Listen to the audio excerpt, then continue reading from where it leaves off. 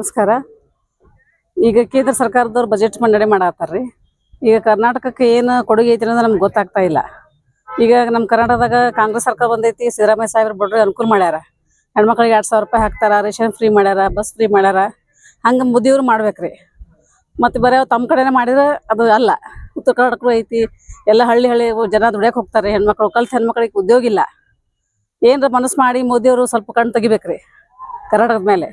ಅವ್ರಿಗೊಂದು ಇದು ಸಿಗ್ತೈತಿ. ಅದಕ್ಕೆ ನಾವು ಅದಿಷ್ಟೇ ಬೇಡ್ಕೊಳ್ಳೋದು ಅವರಿಗೆ.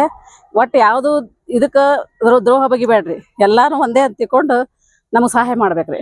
ವಿದ್ಯಾರ್ಥಿಗಳದಾರ್ರಿ, ಕಲ್ತು ಹೆಣ್ಮಕ್ಳಿಗೆ ನೌಕರಿ ಇಲ್ಲ. ಮತ್ತು ಈ ಹೆಣ್ಮಕ್ಳು ಹೊರಗೆ ಹೋಗಿ ದುಡಿಬೇಕಂದ್ರೆ ಒಂದು ಏನಾರ ಬೇಕು.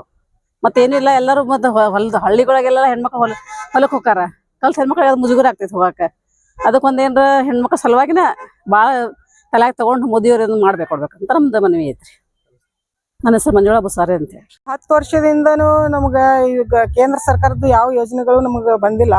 ಸಿದ್ದರಾಮಯ್ಯ ಸರ್ಕಾರ ಬಂದ ಮೇಲೆ ನಮಗೆ ರಾಜ್ಯ ಸರ್ಕಾರದ್ದು ಎಲ್ಲ ಗ್ಯಾರಂಟಿ ಯೋಜನೆಗಳು 5 ಗ್ಯಾರಂಟಿನೂ ಯಾವುದು ಏನು ಇದು ಕೊರತೆ ಇಲ್ಲದೆ ಯಶಸ್ವಿ ಆಗ್ಯಾರ. ಆ ಥರ ಕೇಂದ್ರ ಸರ್ಕಾರ ನಮಗೆಲ್ಲದು BPL ಕಾರ್ಡು ಬಡಬಗ್ರಿಗೆ ಎಲ್ಲರಿಗೂ ಅದನ್ನ ಸಹಕಾರ ಕೊಟ್ರಂದ್ರೆ, ಯೋಜನೆಗಳು ಕೊಟ್ರಂದ್ರೆ ನಮಗೆಲ್ಲ ರೀತಿಯಿಂದ ಅದಕ್ಕೆ ಅನುಕೂಲ ಆಗುತ್ತೆ ಅಂತೇಳಿ ನಾವು ಕೇಂದ್ರ ಸರ್ಕಾರಕ್ಕೆ ಮನವಿ ಮಾಡ್ಕೋತೀವಿ. ಅದು ಕೇಂದ್ರ ಸರ್ಕಾರದ ಬಜೆಟ್ 10 ವರ್ಷಕ್ಕೆ ಮೋದಿ ಅವರು ಬಂದ್ರು ಯಾವುದು ಏನು ನಮಗೆ ಯೋಜನೆಗಳು ಬಂದಿಲ್ಲ. ಅದಕ್ಕಾಗಿ ನಮಗೆ ಸಂತ್ರಸ್ತರಿಗೂ ಭಾಳ ತೊಂದರೆ ಐತಿ, ಎಲ್ಲ ಬಡಬಗ್ರಿಗೂ ತೊಂದರೆ ಐತಿ. ಇದಕ್ಕೆ ಕರ್ನಾಟಕ ರಾಜ್ಯ ಸರ್ಕಾರ ಹೆಂಗೈತಿ ಆ ಥರ ಕೇಂದ್ರ ಸರ್ಕಾರದ ಯೋಜನೆಗಳು ನಮ್ಗೆ ಯಾವ ಅನುಕೂಲ ಆಗಿಲ್ಲ. ಅದಕ್ಕೆ ನಾವು ಮನವಿ ಮಾಡ್ಕೋತೀವಿ, ಅದು ನಮಗೆ ಜಾರಿ ಆಗಬೇಕು ಈಗ ಕೇಂದ್ರ ಸರ್ಕಾರದಿಂದ ಅಂತೇಳಿ ನಾವು ಕೇಳ್ಕೊತೀವಿ. ನನ್ನ ಹೆಸರು ರೇಣುಕಾ ನ್ಯಾಮಗೌಡ್ರು ಅಂತ ಬ್ಲಾಕ್. ಬಾಗಲಕೋಟೆ ಜಿಲ್ಲೆ ಅನುಕೂಲ ಆಗುವಂತ ಬಜೆಟ್ಗಳು ಭಾಳ ಇದಾವ್ರಿ. ಬಡ ಮಕ್ಕಳಿದಾರ, ಉದ್ಯೋಗ ನಾವು ಕಲ್ತ್ ಕುಂತವ್ರು ಖಾಲಿ ಕೂತಿದೀವಿ, ಉದ್ಯೋಗ ಇಲ್ಲ. ಯಾವ್ದೇ ರೀತಿಯ ಅನುಕೂಲ, ರೀತಿಯ ಅನುಕೂಲ ನಮ್ಗೆ ಕೊಡ್ತಾ ಇಲ್ಲ. ಕರ್ನಾಟಕ ಕೊಟ್ಟಿದೆ, ಸಿದ್ದರಾಮಯ್ಯ ಸರ್ ಕೊಟ್ಟಿದ್ದಾರೆ. ಮತ್ ಕೇಂದ್ರ ಸರ್ಕಾರದಿಂದ ಯಾವ ಬರ್ತಾ ಇಲ್ಲ. ನಮಗೆ ಬರೇ ಮಾಡ್ತೀನಿ ಅನ್ನಕತ್ತಾರ. ಇಲ್ಲಿವರೆಗಾರು ಯಾವುದೇ ರೀತಿಯ ಅನುಕೂಲ ಮಾಡಿ ಕೊಟ್ಟಿಲ್ಲ. ಮಾಡಿಕೊಡಕತ್ ಮೋದಿ ಸರಿ ಕೇಳ್ತೀವಿ. ಇನ್ನೊಂದಿಷ್ಟು ಏನಾದ್ರೂ ಉದ್ಯೋಗ ಮೇಳ ಅಂತ ಬರ್ತಾವು. ಅದನ್ನೇ ನಮ್ಗೆ ಕರ್ನಾಟಕದಲ್ಲಿ ಯಾವ ಅನುಕೂಲ ಆಗ್ತಾ ಇಲ್ಲ. ಬಡ ಮಕ್ಕಳಿದಾರೆ, ರೈಲ್ವೆದ್ದು ಏನೋ ಕ್ಲಿಯರ್ ಆಗ್ತಾ ಇಲ್ಲ ಯಾವ್ದು ಆದ್ರೂ. ಇನ್ನ ಮಾಡ್ಕೊಡೋ ಅಂತ ಮೋದಿ ಸರಿ ಕೇಳ್ಕೊತೀವಿ ನಾವು.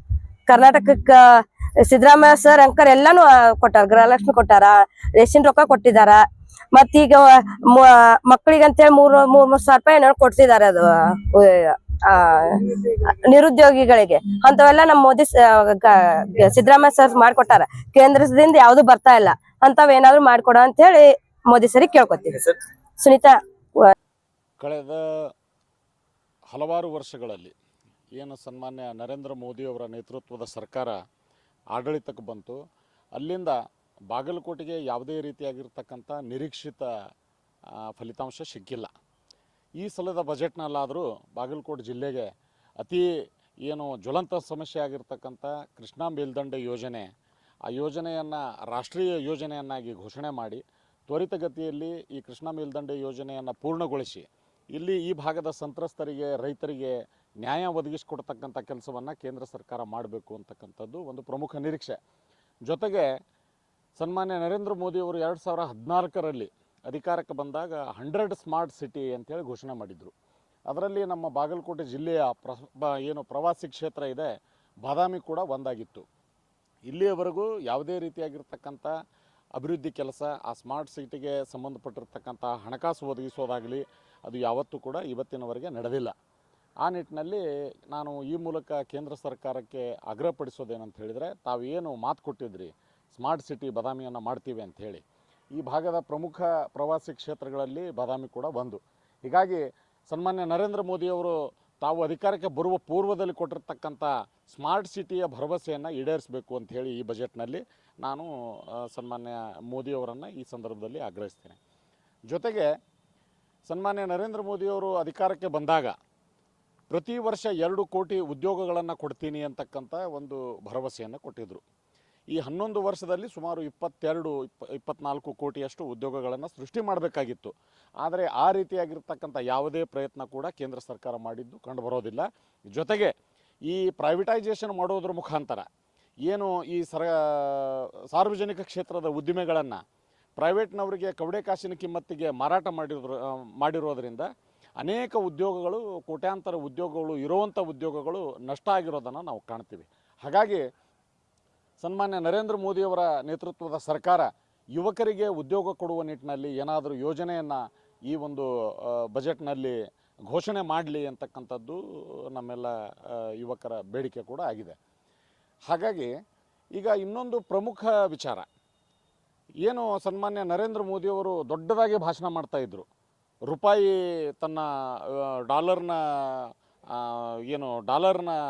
ಮುಕಾಬಲ ಮಾಡುವುದರಲ್ಲಿ ರೂಪಾಯಿ ಕೆಳಮಟ್ಟಕ್ಕೆ ಕುಸಿತಾ ಇದೆ ಅಂತ ಹೇಳಿ, ರೂಪಾಯಿ ಅಪಮೌಲ್ಯದ ಕುರಿತು ಬಹಳಷ್ಟು ಭಾಷಣಗಳನ್ನು ಮಾಡಿದರು ಅವರು ಅಧಿಕಾರಕ್ಕೆ ಬರೋಕ್ಕಿಂತ ಪೂರ್ವದಲ್ಲಿ.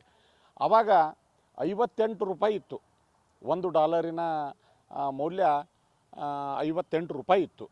ಆದರೆ ಸನ್ಮಾನ್ಯ ನರೇಂದ್ರ ಮೋದಿಯವರು ಅಧಿಕಾರಕ್ಕೆ ಬಂದ ನಂತರದಲ್ಲಿ ನಿರಂತರವಾಗಿ ರೂಪಾಯಿ ಕುಸಿತ ಕಾಣ್ತಾ ಇದೆ. ಇವತ್ತು ಸರ್ವಕಾಲಿಕ ಕುಸಿತವನ್ನು ರೂಪಾಯಿ ಕಂಡಿದೆ, 87 ರೂಪಾಯಿ ಆಗಿದೆ. ಸನ್ಮಾನ್ಯ ಮೊಟ್ಟ ಮೊದಲ ಪ್ರಧಾನಮಂತ್ರಿಗಳು ಏನು ಸನ್ಮಾನ್ಯ ಪಂಡಿತ್ ಜವಾಹರ್ಲಾಲ್ ನೆಹರೂರವರಿದ್ದರು, ಆ ಸಂದರ್ಭದಲ್ಲಿ ಡಾಲರ್ನ ಏನು ಮೌಲ್ಯಕ್ಕೆ ರೂಪಾಯಿ 2% ಅಷ್ಟು ಕುಸಿತ ಕಂಡಿತ್ತು. ಶ್ರೀಮತಿ ಇಂದಿರಾ ಗಾಂಧಿಯವರು ಮೊದಲನೇ ಅವಧಿಯಲ್ಲಿ 5% ಕುಸಿತ ಕಂಡಿತ್ತು, ಎರಡನೇ ಅವಧಿಯಲ್ಲಿ 5% ಅಷ್ಟು ಕುಸಿತ ಕಂಡಿತ್ತು. ಸನ್ಮಾನ್ಯ ರಾಜೀವ್ ಗಾಂಧಿಯವರು ಪ್ರಧಾನಮಂತ್ರಿಯಾಗಿದ್ದಾಗ 6% ಅಷ್ಟು ಕುಸಿತ ಕಂಡಿತ್ತು. ಏನೇ ಆದರೂ ಕೂಡ ರೂಪಾಯಿ 50ರ ಗಡಿಯನ್ನು ದಾಟಿರಲಿಲ್ಲ. ಆದರೆ ಭಾಳ ದುಃಖಕರ ವಿಚಾರ ಏನಂತ ಹೇಳಿದ್ರೆ, ಸನ್ಮಾನ್ಯ ನರೇಂದ್ರ ಮೋದಿಯವರ 11 ವರ್ಷದ ಆಡಳಿತ ಅವಧಿಯಲ್ಲಿ ರೂಪಾಯಿ 34% ಕುಸಿತಕ್ಕೆ ಯಾರಾದರೂ ಕೊಡುಗೆಯನ್ನು ನೀಡಿದ್ದಾರೆ ಅಂತ ಹೇಳಿದರೆ ಅದು ಸನ್ಮಾನ್ಯ ನರೇಂದ್ರ ಮೋದಿಯವರ ನೇತೃತ್ವದ ಸರ್ಕಾರ. ರೂಪಾಯಿ ಅಪಮೌಲ್ಯ ಹೆಚ್ಚಾಗಿರೋದ್ರಿಂದ ಇವತ್ತು ವಿದೇಶ ಪ್ರವಾಸ ಆಗಿರಬಹುದು, ಇಂಪೋರ್ಟ್ ಮಾಡಿಕೊಳ್ತಕ್ಕಂಥದ್ದಾಗಿರ್ಬೋದು, ಪೆಟ್ರೋಲ್ ಮತ್ತು ಡೀಸೆಲ್ನ ಬೆಲೆಯಲ್ಲಿ ಏರಿಕೆ ಆಗಿರ್ಬೋದು, ಈ ರೀತಿಯಾಗಿರ್ತಕ್ಕಂಥ ಬೆಲೆ ಏರಿಕೆಯನ್ನು ನಾವು ಕಾಣ್ತಾ ಇದ್ದೇವೆ. ಪೆಟ್ರೋಲ್ ಡೀಸೆಲ್ನ ಬೆಲೆ ಏರ್ತು ಅಂತ ಹೇಳಿದರೆ ಪ್ರತಿಯೊಂದು ದಿನನಿತ್ಯದ ಬಳಕೆಗೆ ಬೇಕಾಗಿರ್ತಕ್ಕಂಥ ಅಗತ್ಯ ವಸ್ತುಗಳ ಬೆಲೆ ಕೂಡ ಗಗನಕ್ಕೇರಿದೆ. ಹೀಗಾಗಿ ಈ ಸರ್ಕಾರ ಏನು 11 ವರ್ಷದಲ್ಲಿ ಆಡಳಿತಕ್ಕೆ ಬಂದಿದೆ, ಜನಸಾಮಾನ್ಯರ ಬದುಕನ್ನು ಭಾಳಷ್ಟು ದುಸ್ತರ ಮಾಡಿದೆ. ಏನು ಮಿಡ್ಲ್ ಕ್ಲಾಸ್ ಅಂತ ಹೇಳ್ತೀವಿ, ಮಧ್ಯಮ ವರ್ಗದ ಜನ ಇವತ್ತು ಜೀವನ ಮಾಡೋದು ಭಾಳ ಕಷ್ಟಕರವಾಗಿರ್ತಕ್ಕಂಥ ಒಂದು ಪರಿಸ್ಥಿತಿಯನ್ನು ಈ ಸರ್ಕಾರ ನಿರ್ಮಾಣ ಮಾಡಿದೆ. ಹೀಗಾಗಿ ಈ ಸಲದ ಬಜೆಟ್ನಲ್ಲಿ ಉದ್ಯೋಗ ಸೃಷ್ಟಿಗೆ, ಬೆಲೆ ನಿಯಂತ್ರಣ ಮಾಡೋ ನಿಟ್ಟಿನಲ್ಲಿ ಮತ್ತು ಅವರೇನು ಭರವಸೆಗಳನ್ನು ಕೊಟ್ಟಿದ್ದರು ಅಧಿಕಾರಕ್ಕೆ ಬರೋ ಪೂರ್ವದಲ್ಲಿ, ಆ ಭರವಸೆಗಳನ್ನು ಈಡೇರಿಕೆ ಮಾಡುವತ್ತ ಗಮನ ಹರಿಸಿದರೆ ಈ ದೇಶದ ಜನರಿಗೆ ಭಾಳ ದೊಡ್ಡ ಉಪಕಾರ ಮಾಡ್ದಂಗೆ ಆಗ್ತದೆ ಸನ್ಮಾನ್ಯ ನರೇಂದ್ರ ಮೋದಿಯವರ ಸರ್ಕಾರ ಅಂತೇಳಿ ಈ ಸಂದರ್ಭದಲ್ಲಿ ಹೇಳಿಕ್ಕೆ ಬಯಸ್ತೇನೆ.